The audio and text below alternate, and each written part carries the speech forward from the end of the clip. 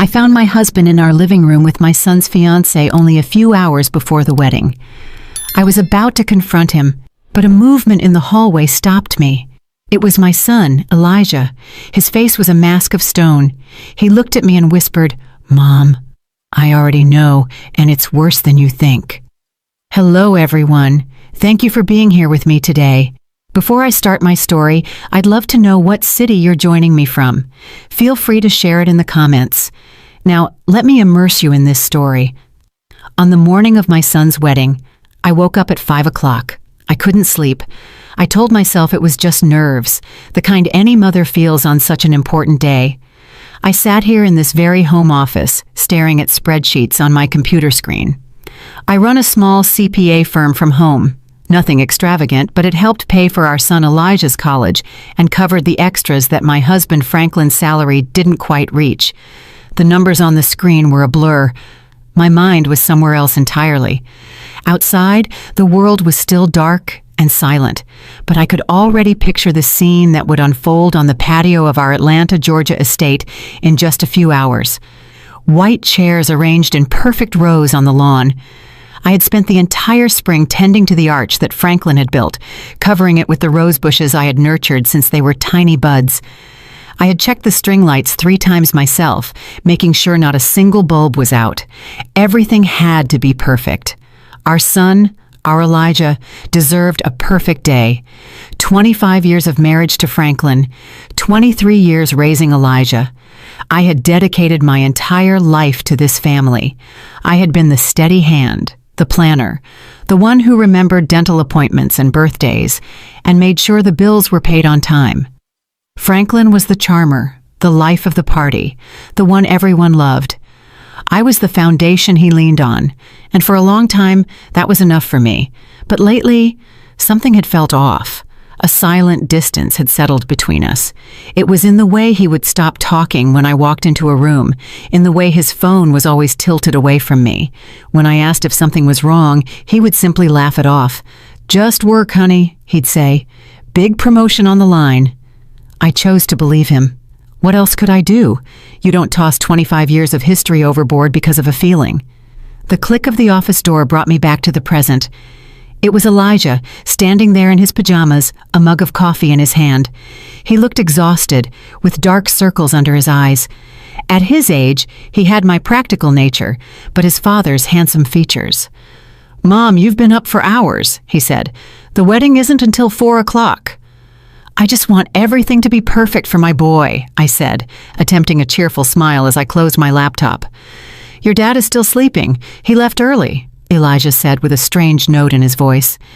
He walked over and sat on the edge of my desk, suddenly looking much younger. He said something about picking up a gift for Madison's parents, the Ellingtons. I frowned. That was new to me. "Mom," he said, hesitating, "can I ask you something?" I turned my chair to face him. Under the harsh light of my desk lamp, his worry was evident. "What's on your mind, sweetie?" He took a deep breath. "Do you think Madison really loves me?" The question hit me like a punch to the gut.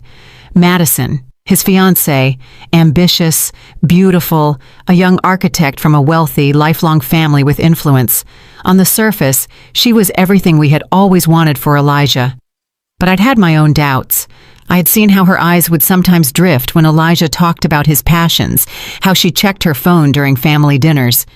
"Why would you ask that, honey? It's your wedding day." "I know, and maybe it's just last-minute jitters," he mumbled, staring into his coffee. "But sometimes when she looks at me, I feel like she's looking right through me, like I'm just a box she needed to check off on her way to the perfect life." He paused. "And lately, she's been spending a lot of time with Dad. They're always talking about finances, investments. She says he's mentoring her." I wanted to tell him about the things I had also noticed, how Franklin's eyes followed Madison around the room, how he always found excuses to help her with her coat or refill her drink, how he knew exactly how she liked her coffee, 2 sugars and a splash of milk, without having to ask. Instead, I reached out and squeezed his hand. "Wedding jitters are normal, sweetie. Marriage is the biggest step you'll ever take." "It's not just jitters, Mom," he said, his voice breaking. He finally looked up at me. his eyes filled with a pain that terrified me. "I think she's in love with someone else." I froze. The blood turned to ice. "What makes you say that?" "Little things," he whispered. "The way she lights up when Dad calls, how she always asks about him first when she comes over. I saw them in the garden yesterday, just talking, and the way he looked at her. It wasn't how a father-in-law should look at his son's fiancée." I felt a flush rise up my neck. I forced my voice to stay steady. "Elijah, that's a very serious accusation." "I know," he said, shrugging, "and I hope I'm wrong. God, I hope I'm wrong." Before I could reply, the door opened again. It was Franklin. He was already dressed in an impeccable shirt and dress slacks, looking immaculate as always. "Well, look at my two favorite people," he exclaimed, his smile not quite reaching his eyes. He seemed surprised to see Elijah there. "Big day, son, you should be getting ready." He turned his attention to me. "And you, Simone, you're going to wear yourself out. Madison just called. She's coming by around 10 o'clock to discuss some last-minute seating chart details." I watched Elijah's expression tighten. "What details?" he asked. "Oh, you know, just making sure her parents don't sit next to your Uncle James after that political argument last Christmas," Franklin said with a dismissive wave. "You know how special her family is. We should discuss it privately because of the politics and all that." "Of course," Elijah said, his voice flat. "We can't have the wrong people sitting together." The tension in the room was so thick you could cut it with a knife. I watched my husband and my son, and I knew deep in my soul that Elijah wasn't wrong. Something was terribly, horribly wrong. After Franklin and Elijah left my office, a cold dread seized me. I was supposed to have a final call with the caterer at 10:30, a call I had been planning for weeks. I picked up the phone, my hand trembling slightly, and called them. I told them I had a family emergency and needed to reschedule. It was a lie. The truth was, I had cleared my entire morning. I couldn't shake Elijah's words, nor the nauseating feeling that Franklin's false cheer had provoked.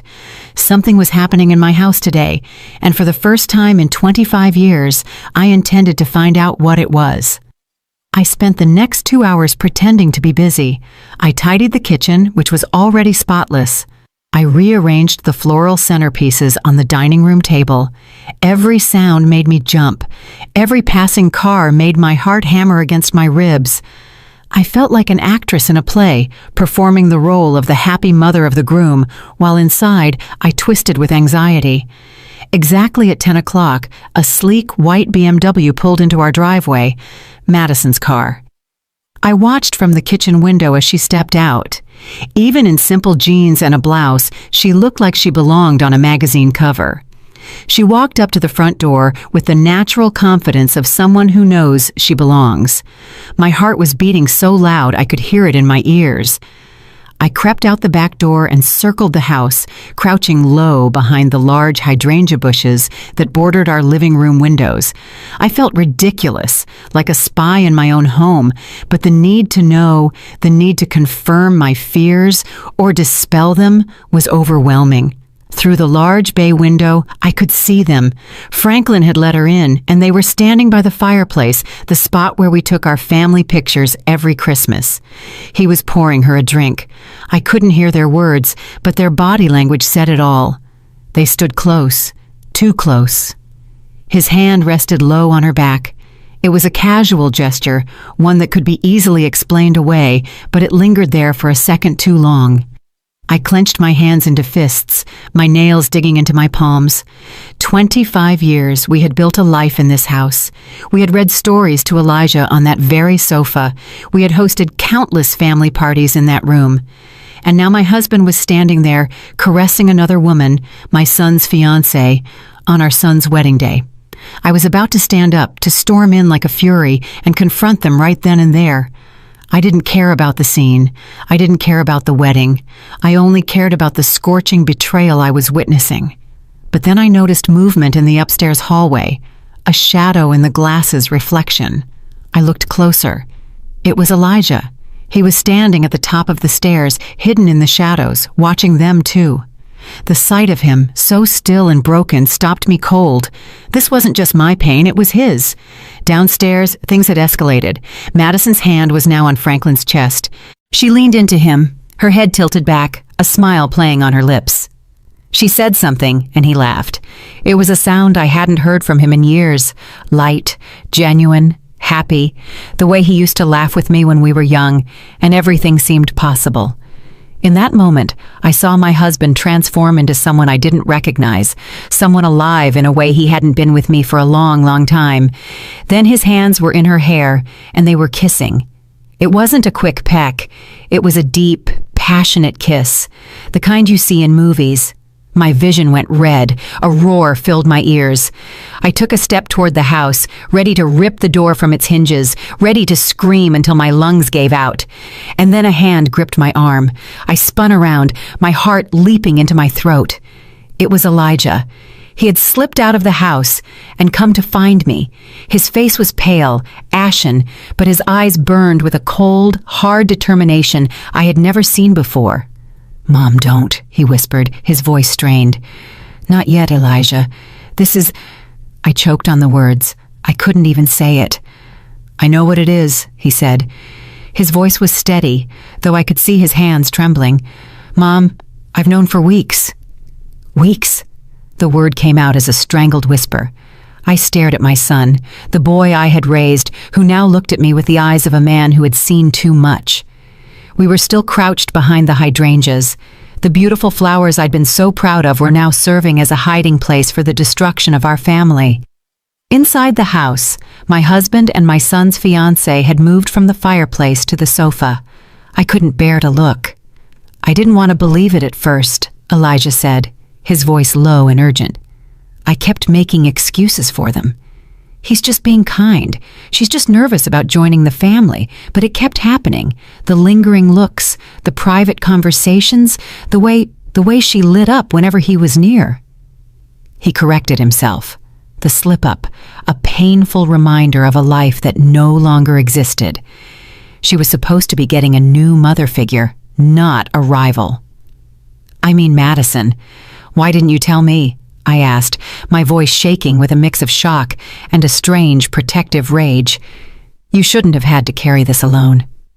"Because I needed proof," he said, his jaw clenched. "And because," he looked at me, his eyes much older than his 23 years, "I wanted to give them enough rope to hang themselves." He pulled out his phone.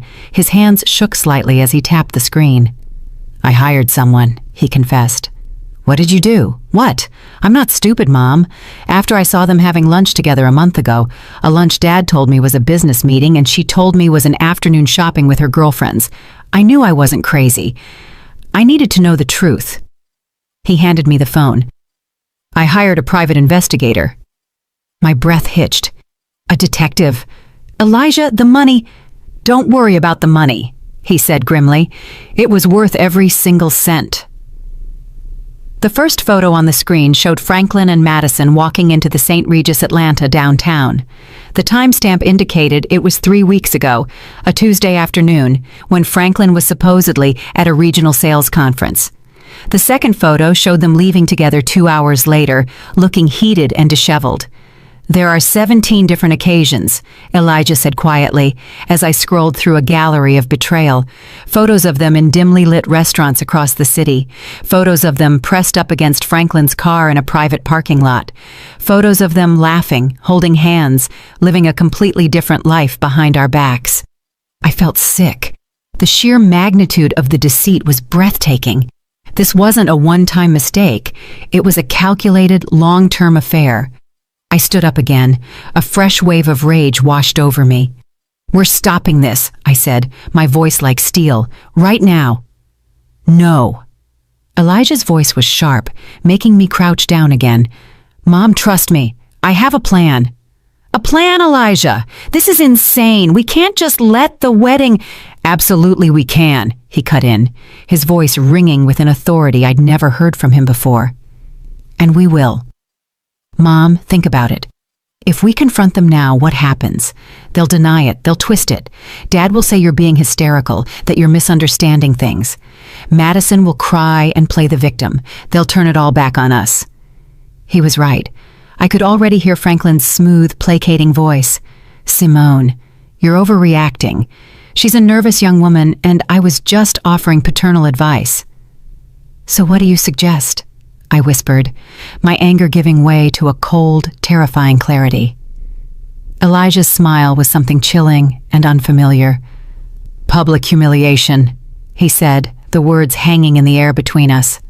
Total and absolute destruction of their reputations. Legal consequences. We don't just end this, Mom. We make sure they can never, ever do this to anyone again. I looked at my son. When had he become so calculating, so ruthless? Then I looked back through the window. I saw my husband, the man I had loved and trusted for a quarter of a century, start to unbutton Madison's blouse on the sofa where we had built our family. And in that moment, I knew the woman I used to be, the understanding, forgiving wife, was gone. She had died right there in the dirt, behind the flowers I had so painstakingly planted. Tell me the plan, I said. That evening was one of the strangest of my life. Franklin came home acting as if nothing had happened, asking about final catering arrangements. Madison had left hours before, and he was the picture of the loving husband and proud father. He talked about his speech for the reception, about how proud he was of Elijah. The hypocrisy was so thick I could barely breathe. I just nodded and smiled, an empty shell of myself, while inside, I screamed. After Franklin went to bed, Elijah and I met in my home office. The door was locked, the blinds drawn. It felt like a war room, and in many ways, it was.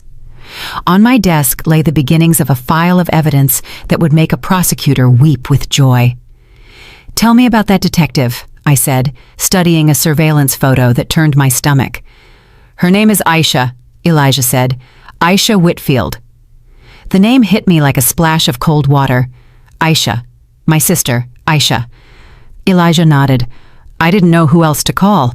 I knew she was a cop for 20 years before retiring and starting her own PI agency. I knew she was smart and she'd be discreet. He looked a little sheepish. I also knew she never really liked Dad. I let out a short, sharp laugh that sounded more like a sob. My little sister, Aisha. We were close, but I hadn't told her about the growing distance with Franklin. I had been too proud, too ashamed to admit my marriage might be failing. I'll call her, I said, my voice thick with emotion. Aisha answered on the second ring. Simone, it's past midnight. Is everything okay? No, Aisha, nothing is okay. And then the dam broke. I told her everything. What Elijah suspected, what we had witnessed that morning, the photos. I cried ugly, choked sobs for the first time all day. She listened patiently, her voice calm and firm on the other end of the line. There was no shock or surprise, just a grim acceptance.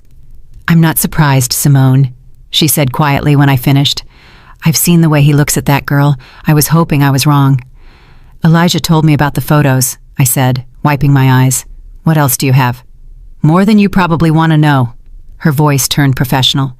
I've been tracking their movements for 3 weeks. They meet twice a week like clockwork at the St. Regis Atlanta.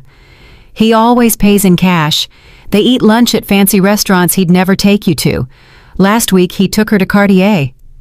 I felt that flush of rage again. Our money. The money I managed so carefully. The money that was supposed to be for our retirement, for our future. And Simone, Aisha's voice was soft. There's more now. Something bigger. I've been digging into Franklin's financials, trying to figure out where all this cash for the hotel rooms and gifts is coming from. He's been sloppy. What did you find? I asked, dreading the answer.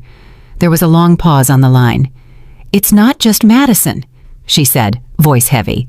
It's not the first time. I found a series of regular monthly payments going back 15 years, always to the same person, a woman named Nicole Jenkins. The name meant nothing to me. Who is she? I did some digging. She was a junior associate at his old firm when Elijah was a child. She left abruptly about 15 years ago.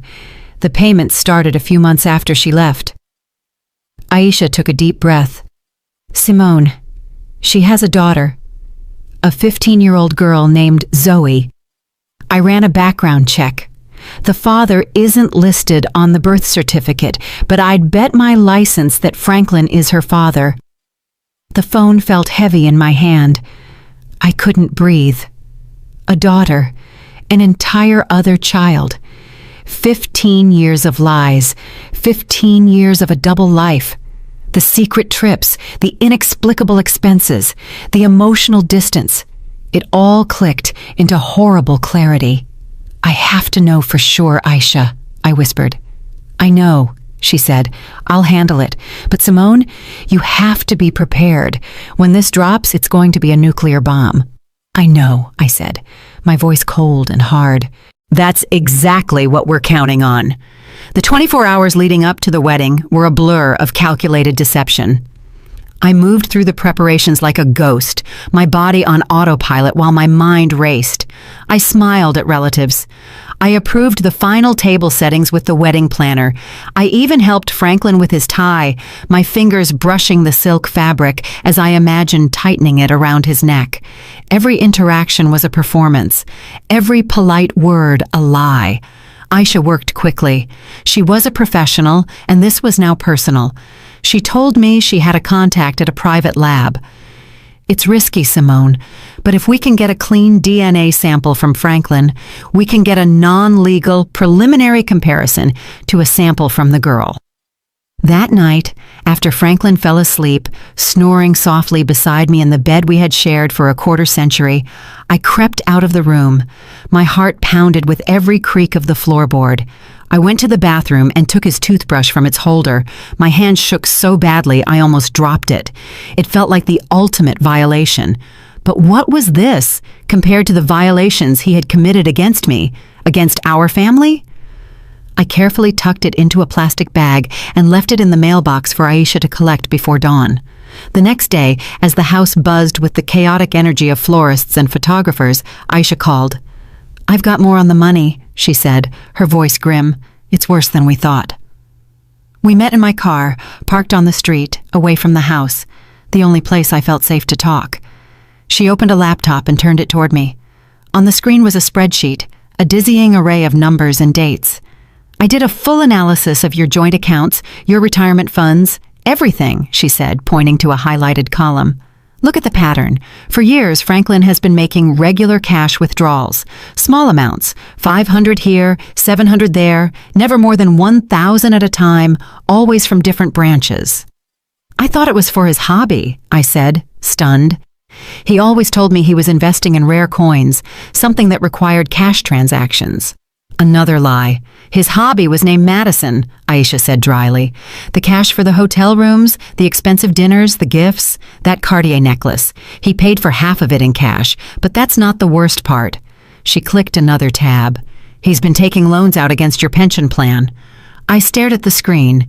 There it was in black and white. A series of loans taken out against the retirement account I had so diligently contributed to from my small business. The account that was supposed to be our safety net, our security for old age. He had drained almost $60,000 in the last 18 months. How? I whispered. He would have needed my signature. He forged it, Aisha said quietly. I compared the signature on the loan documents to your signature on your tax returns. It's a good forgery, but it's not yours. A wave of nausea hit me. This was beyond deceit. This was theft. He wasn't just breaking my heart. He was systematically dismantling our future, piece by piece, to fund his sordid affair. He was robbing me of the college fund we had built, of the life we were supposed to share. He was gambling with my entire future. And Madison? I asked, my voice barely audible. She's not an innocent victim, Aisha said, her gaze hard. I'll get to her, but first, there's something else. She hesitated. Then she handed me a large manila envelope. The preliminary DNA results came in this morning.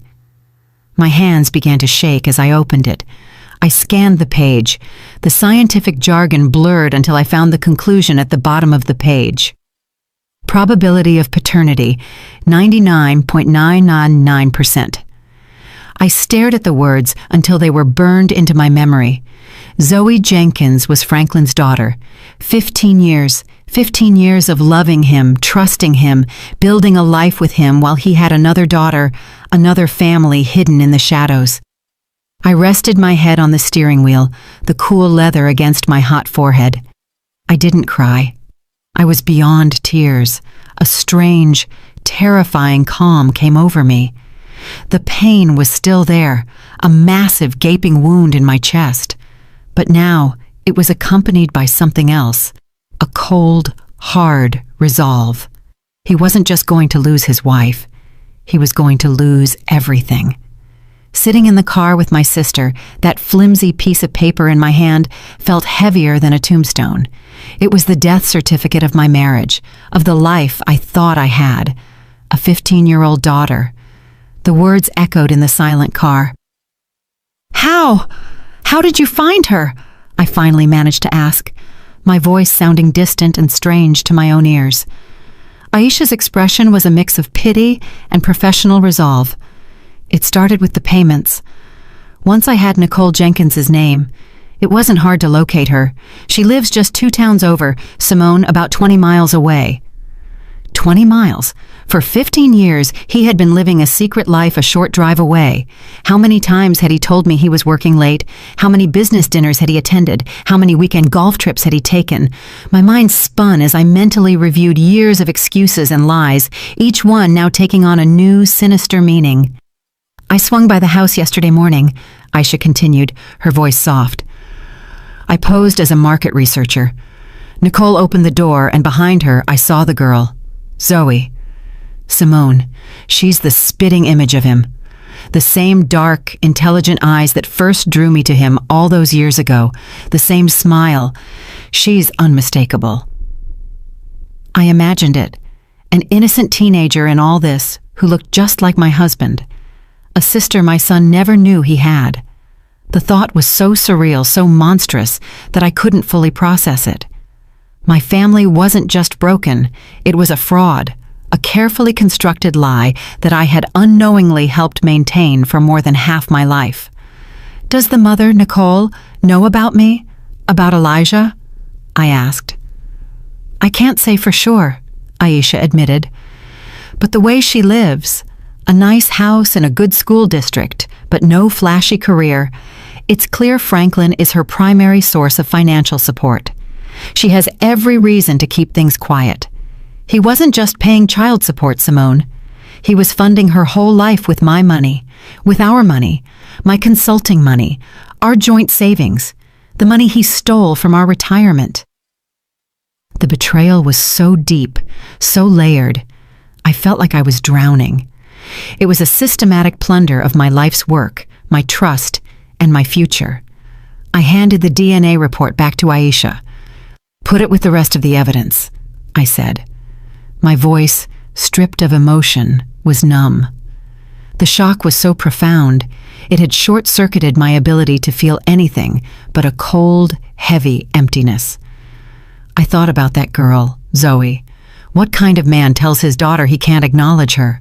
What kind of man raises one son in the light while keeping another child hidden in the dark? The cruelty, not just to me and Elijah, but to this innocent girl, was astonishing. And what about Madison? I asked, needing to shift my focus, to latch onto a target for the anger that was starting to melt the ice in my veins. You said there was more on her. Aisha nodded, her expression hardening again. Right, Madison. Let's talk about the fiancé. She turned the laptop back to me and opened a new file. She's not just sleeping with your husband. She's been embezzling funds from her law firm. The words took a moment to register. She's a junior partner at a prestigious downtown firm, Aisha explained, displaying documents that looked like internal financial reports. She's been inflating expense reports, creating fake invoices for non-existent consultants, and siphoning the money into a private bank account. They aren't large amounts each time, but it's steady. In the last year, she's stolen over $200,000. I gasped. $200,000? And I can trace some of that money directly to gifts for Franklin, Aisha said, showing me a bank transfer followed by a credit card statement that showed the purchase of a $1,000 watch. She was stealing from her partners to buy gifts for her lover, who was stealing from his wife to buy gifts for her. It's the most perfectly disgusting circle of deceit I've ever seen. So Madison wasn't just a homewrecker. She was a criminal, a thief, and she was about to marry my son, bringing her corruption and lies into the heart of what was left of my family. The numbness in my chest vanished, replaced by a white-hot fury. This wasn't just about a broken heart anymore. This was about protecting my son. This was about justice. This was about making sure these two people faced the consequences for every lie, every dollar, every broken promise. "Okay," I said, looking my sister in the eye. "The wedding plan. Let's go over it one more time. I want it to be perfect." The knowledge of Madison's embezzlement added a dark, criminal layer to the already stunning betrayal. It changed everything. This was no longer just a messy, heartbreaking domestic drama. It was a conspiracy of fraud and theft perpetrated by the two people who should have been closest to us. "How did you get all this?" I asked Aisha, pointing to the damning financial documents on her laptop screen. We were still in my car, the air thick with the smell of conspiracy and stale coffee. "Madison isn't as smart as she thinks," Aisha said with grim satisfaction. "She got careless, and I have friends on the police force who were willing to pull some strings when they heard the story. A buddy of mine on the Economic Crimes Unit took one look at these patterns and knew exactly what he was seeing." She pointed to the screen. She was moving the money through a shell corporation she set up using her mother's maiden name. It was amateur. I thought of Madison's parents, the Ellingtons. They were pillars of the community. Her father was a respected federal judge. Her mother was on the board of 3 different charities. They moved in circles where reputation was everything. They believed their daughter was a shining star on the rise, marrying into a good, stable family. They had no idea their golden girl was a thief, and the stable family she was marrying into was a house of cards built on lies. The public humiliation was going to destroy them too. For a fleeting instant, I felt a pang of pity for them. They were innocent collateral damage, but that feeling was quickly extinguished by the fire of my own betrayal. "So Franklin is stealing our retirement money to buy gifts for his mistress," I summarized, the words tasting like venom. "And Madison is stealing from her firm to buy gifts for my husband, her lover, who is also her future father-in-law." I shook my head in disbelief. "This is movie stuff." "It gets better," Aisha said, a wry twist to her lips. "Some of the money Franklin took out of your pension plan, he invested in a sure-thing real estate deal Madison recommended to him." "Let me guess," I said, my voice dripping sarcasm. "The deal fell through." "The deal never existed," Aisha confirmed. "The money went straight into that secret account of hers. She was stealing from him, too. He was so blinded by his own ego and infatuation that he never even saw it." I had to laugh. It was a bitter, joyless sound. My brilliant, charming husband, the man who always thought he was the smartest person in the room, was being conned by a 20-something embezzler. It was almost poetic. We spent another hour going over the evidence Aisha had collected. She had everything: bank statements, surveillance photos, cash-paid hotel receipts, forged loan documents, and now a full criminal file on Madison's activities that was ready to be handed to the prosecutor. And of course, the DNA report, the irrefutable proof that cemented 15 years of deceit. I looked at the file, the neat tabs and organized pages that represented the complete demolition of my life. 25 years of marriage reduced to a stack of incriminating documents on the passenger seat of my car. Suddenly, a wave of exhaustion washed over me, so deep it felt like a physical weight pressing on my chest. "Aisha, can we do this?" I whispered. "Can we really stand up in front of 300 people and do this to our family?" Aisha reached over and put her hand on my arm. Her grip was firm, reassuring. "Simone, listen to me," she said, her voice serious. "What other option do you have? If you confront them in private, they will lie. They will manipulate you. They will turn Elijah against you. They will deny until you start thinking you're the crazy one. I've seen it 100 times. She was right. I knew she was right. Franklin was a master of manipulation. He could charm his way out of anything. "This way," she continued. "There is no escape. There is no room for lies. There is only the truth presented in front of everyone they tried to impress. This isn't just about revenge, Simone. It's about consequences. Madison has to face jail time. Franklin has to be held accountable not just for the cheating, but for the financial fraud he committed against you. This is the only way to make sure the lies stop forever." I took a deep breath, the stale air of the car filling my lungs. I thought of Elijah, his pale, determined face. I thought of Zoe, the daughter I never knew. I thought of the 25 years I had given to a man who had been lying to me since the beginning. "You're right," I said, my voice clear and firm again. "It's the only way." I started the car. "Let's go. We have a wedding to prepare for." The final hours before the wedding were the most surreal of my life. I went home and resumed my role as the calm, happy mother of the groom. I felt a strange sense of detachment, as if I were watching a movie of my own life. I saw myself laughing with my cousins, complimenting my sister-in-law's dress, and assuring the caterer that everything looked wonderful. Inside, I was a coil of tension and grief, but outside, the picture of maternal pride.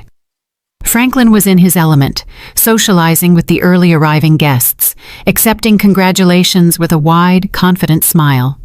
He pulled me aside at one point, his arm around my waist. "You look beautiful, Simone," he said, his voice a low murmur in my ear. "Isn't it a perfect day?" I looked into his eyes, the eyes of the man I had loved for more than half my life, and felt nothing but cold, desolate emptiness. I smiled back. Perfect day. My son Elijah was a mirror of my own forced composure. He greeted his friends, posed for photos with his groomsmen, and played his part perfectly. But every time his eyes met mine across the crowded lawn, I could see the same steel resolve reflected there. We were in this together. We were soldiers waiting for the signal to strike. The plan was simple, and Aisha had rehearsed it with us until we knew it by heart. She had arrived early, disguised as a member of the catering staff. Her professional audio-visual equipment was hidden in plain sight.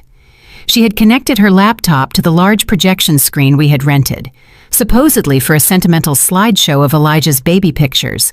No one suspected a thing. She had a small remote control in her pocket. When the time came, all she had to do was push a single button. I had my own role to play. I had prepared the divorce papers with my attorney a week prior, a fact I had kept secret, even from Elijah. They were signed and notarized in a sealed envelope in my clutch purse. I also had a flash drive with copies of every piece of evidence Aisha had gathered. One way or another, my marriage would officially end today. There was no going back. I wasn't just planning a confrontation, I was planning the first day of the rest of my life. At 4:05, I took my seat in the front row. The string quartet began to play, and the wedding party made their entrance. Franklin sat beside me, squeezing my hand with what appeared to be genuine affection.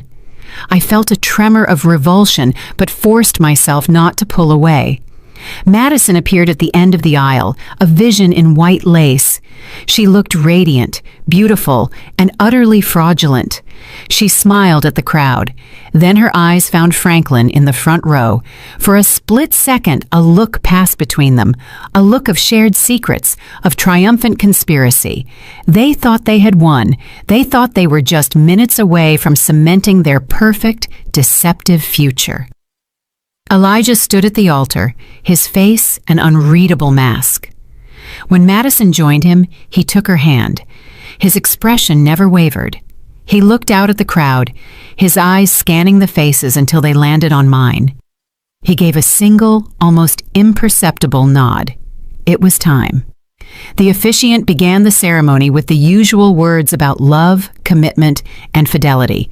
The irony was so dense it was nearly suffocating. I wondered if Franklin and Madison were even listening, or if they were already planning their next secret rendezvous. The ceremony continued.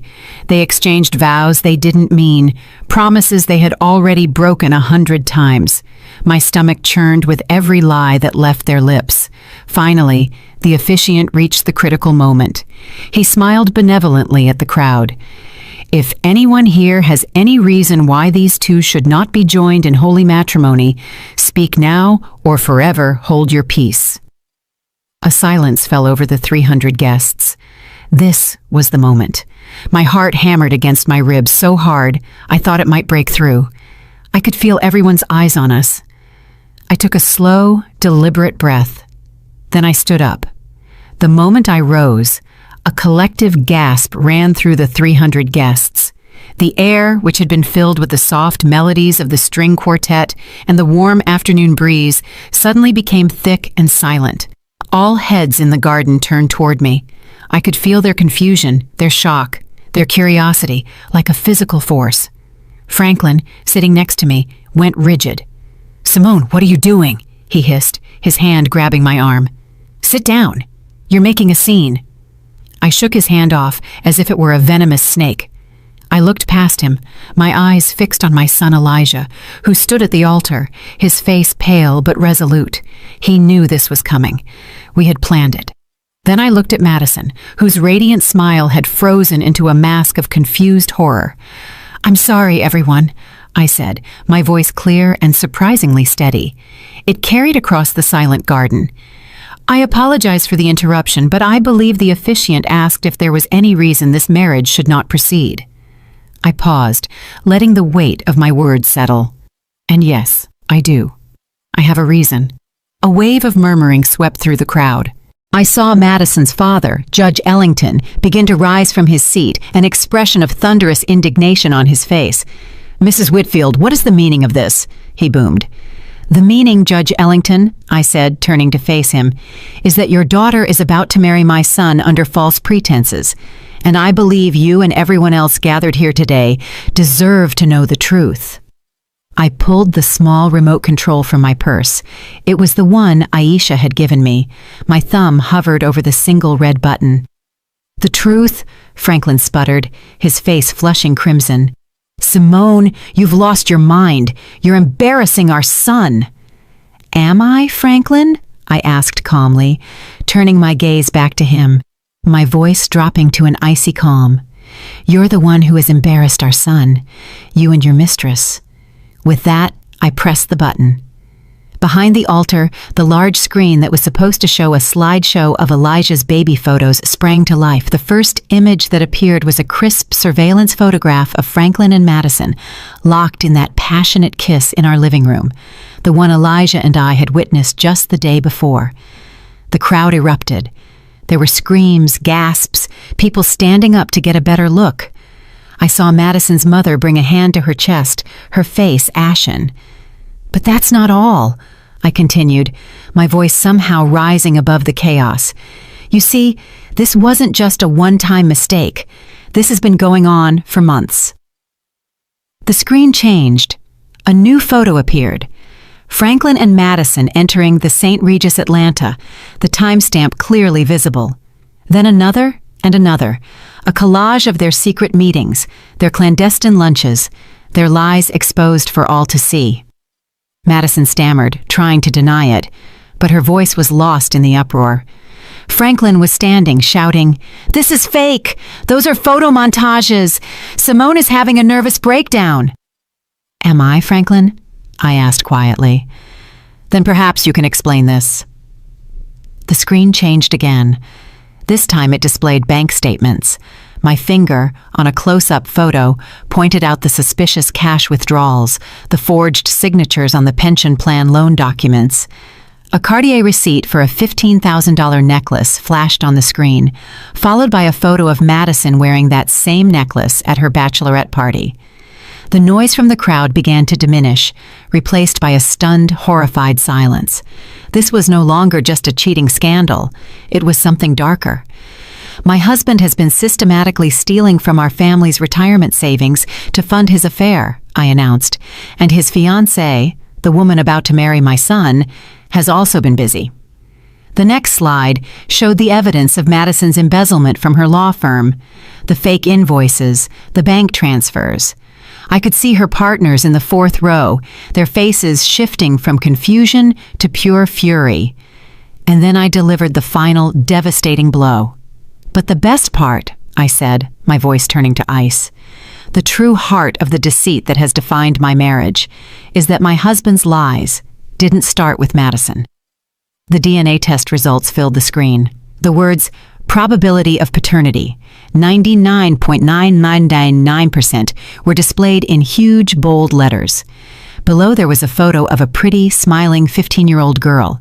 "This is Zoe Jenkins," I said, my voice trembling with 15 years of repressed pain. "She is Franklin's daughter, a daughter he has kept hidden from me and his own son for her entire life." The silence that followed was absolute. 300 people staring at the evidence of a betrayal so complete, so devastating, that even the most seasoned gossips were left speechless. And in that perfect, terrible silence, I watched the world I had known for 25 years burn to the ground. The silence was broken by a single, sharp sob. It came from Madison, who staggered, her face a ghastly white against the pure white of her wedding dress. Then she collapsed onto the ground in a heap of lace and shattered dreams. That single sound broke the spell. The garden erupted into chaos.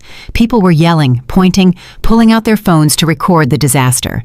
Madison's mother ran toward her fallen daughter while her father, the judge, stood there, his face a mask of disbelief and utter humiliation. Franklin froze for a moment, his face a kaleidoscope of rage, panic, and mounting horror. He looked from the screen to me, to the stunned faces of his friends and colleagues. He was trapped.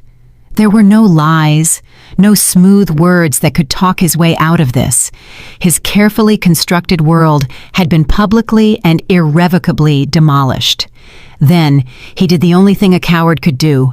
He ran. He bolted, shoving his way through the stunned crowd, knocking over a tray of champagne glasses as he scrambled toward the parking area. He was literally trying to flee the scene of his own life's implosion, but Aisha was waiting for him. My sister, still in her catering uniform, stepped out from behind a large oak tree bordering our property. She was a petite woman, but she moved with the confidence of a seasoned police officer.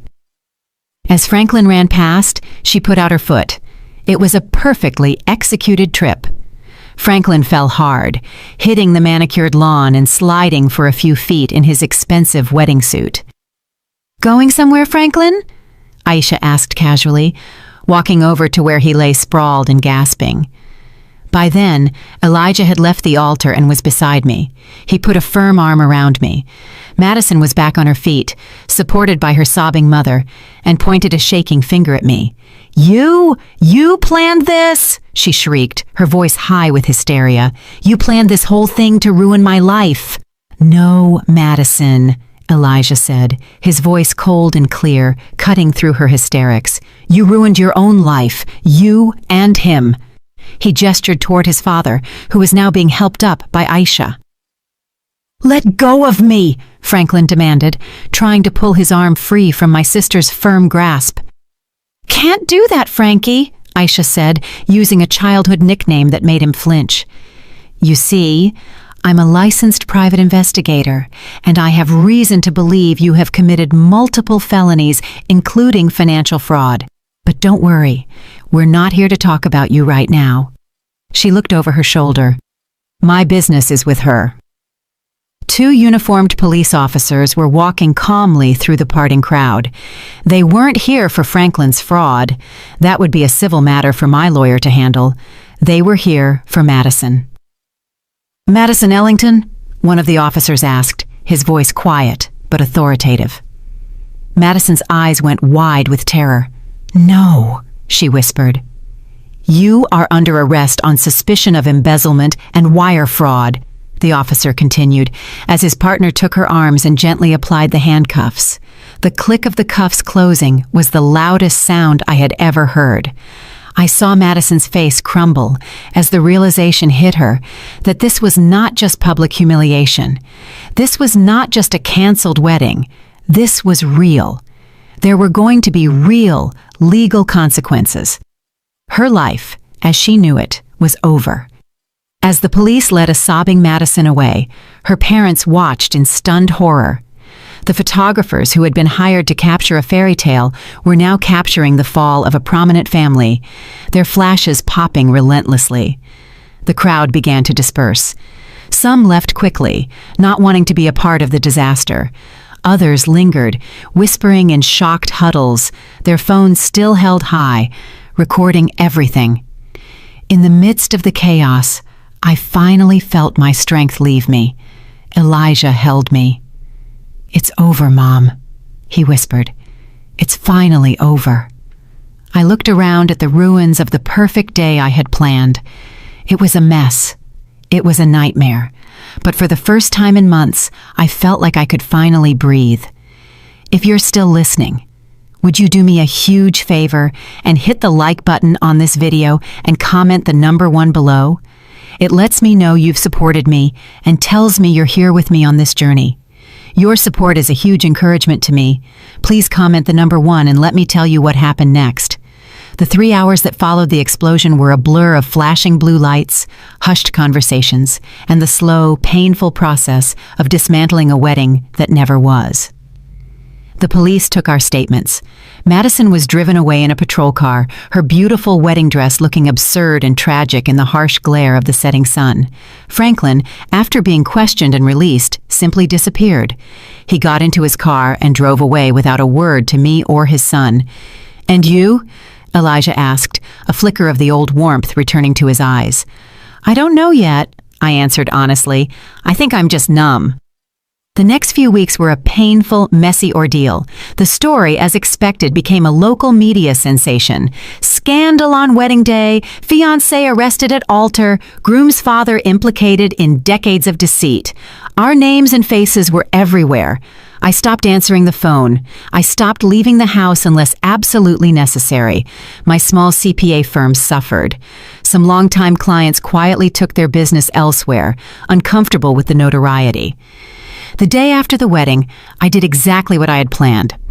I walked into my lawyer's office, my purse containing the signed divorce papers and the flash drive of evidence, and I filed.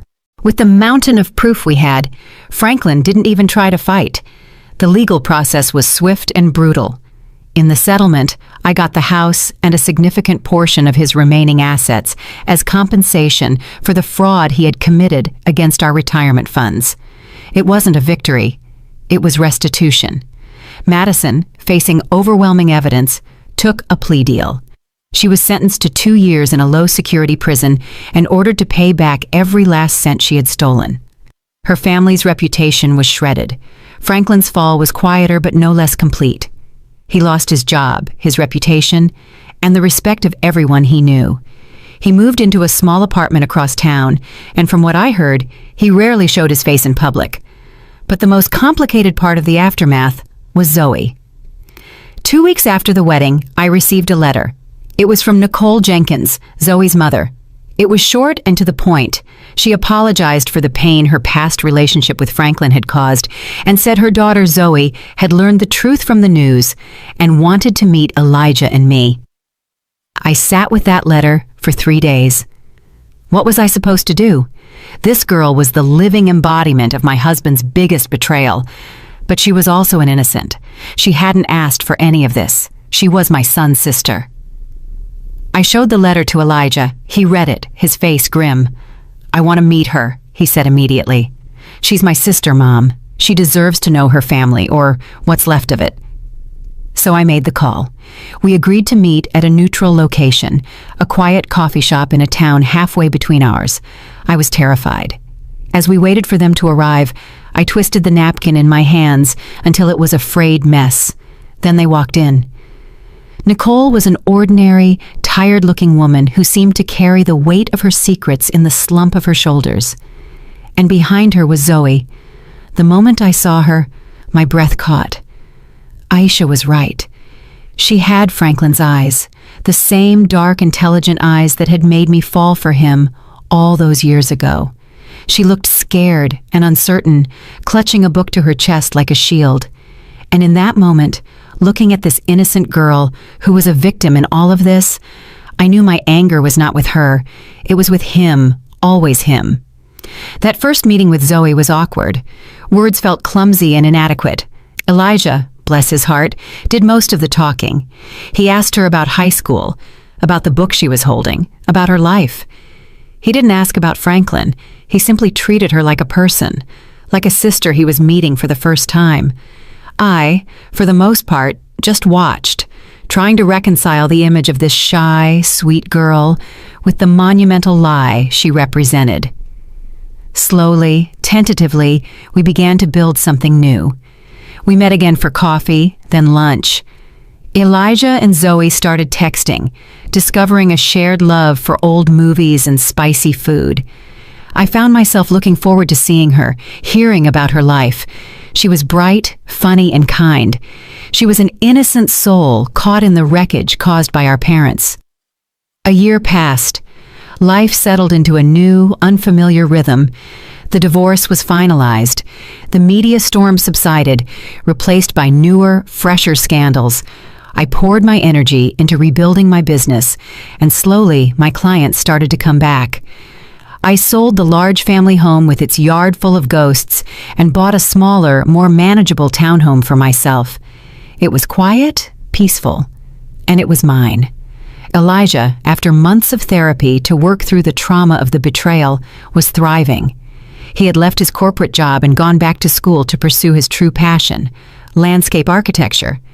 He was designing beautiful spaces, creating order and beauty out of dirt and stone, a fitting metaphor for what he was doing with his own life. He was dating a lovely young woman, a kind, genuine librarian who looked at him like he was the only person in the world. And Zoe had become a part of our lives. She came over for dinner every other Sunday. She and Elijah had developed a real sibling bond, teasing each other and talking for hours. I found myself feeling a fierce, protective love for her. She was no longer a symbol of betrayal. She was just Zoe, my son's sister, and in a strange way, a part of my family. One evening, about a year after the wedding that wasn't, I was sitting in the living room of my new home when the doorbell rang. It was Franklin. I hadn't seen or spoken to him since the day he fled our ruined reception. He looked diminished, older, grayer, the confident arrogance gone, replaced by a deep weariness. He asked if he could come in. I hesitated. Then I stood aside. He told me he was in therapy. He said he was trying to understand why he had done the things he had done. He apologized. He said he was sorry for the lies, for the betrayal, for the pain he had caused me, Elijah, and Zoe. I listened, and I knew he meant it, but an apology couldn't erase 25 years of deceit. "I forgive you, Franklin," I said, and I was surprised to find I actually meant it. Not for you, but for me. I can't carry that anger anymore. It's too heavy. I looked him in the eye. "But I will never trust you again. We can never go back." He nodded, a sheen of tears in his eyes. "I know," he whispered, and then he left. That night, as I got ready for bed, I found myself thinking about the woman I was a year ago, crouched in the dirt behind the hydrangeas. She was so broken, so lost.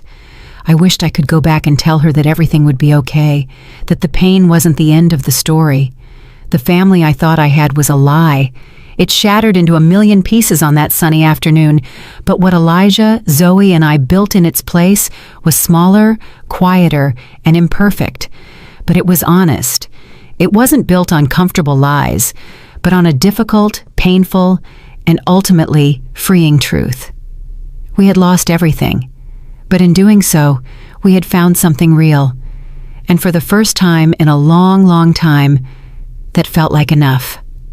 Thank you. Thank you for listening to my story. If you've been through something similar, or if any part of this has resonated with you, please feel free to share your thoughts in the comments. Your stories matter. And if you'd like to hear more, please consider liking this video and subscribing to the channel. Be kind to yourselves, and I'll see you next time.